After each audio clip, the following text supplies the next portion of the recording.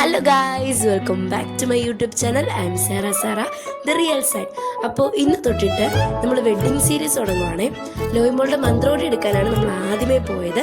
എൻ്റെ സൗണ്ട് ഇങ്ങനെ ഇരിക്കുന്നത് വേറൊന്നും കൊണ്ടല്ല, എനിക്ക് ചെറിയൊരു ത്രോട്ട് ഇൻഫെക്ഷൻ ഉണ്ട്.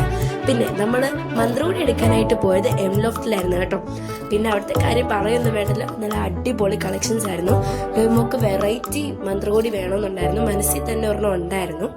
അത് നമ്മളവിടെ കാണിച്ച് വേറൊന്നും നമ്മൾ നോക്കേണ്ടി വന്നില്ല. ആ മന്ത്രകോടി തന്നെയാണ് നമ്മൾ എടുത്തത് കേട്ടോ. അതാണ് ഈ മന്ത്രകോടി. ഒത്തിരി ഭംഗിയുണ്ടായിരുന്നു, അതുകൊണ്ട് നമ്മൾ വേറൊന്നും നോക്കിയില്ല. അത് കഴിഞ്ഞിട്ട് അമ്മമാർക്കും അമ്മച്ചിമാർക്കും ഒക്കെ ഉള്ളത് നോക്കി. പിന്നെ എൻ്റെ സാരി നോക്കി കേട്ടോ. എനിക്ക് അവിടുന്ന് തന്നെയാണ് സാരി എടുത്തിട്ടുണ്ടായിരുന്നത്. എനിക്ക് അവിടുന്ന് നോക്കിയപ്പോൾ തന്നെ എനിക്കുള്ള സാരി കിട്ടിയിട്ടുണ്ടായിരുന്നു. പിന്നെ അമ്മച്ചിമാർക്കുള്ളതും ഒക്കെ നോക്കി അവരുടെ എടുത്തു കേട്ടോ.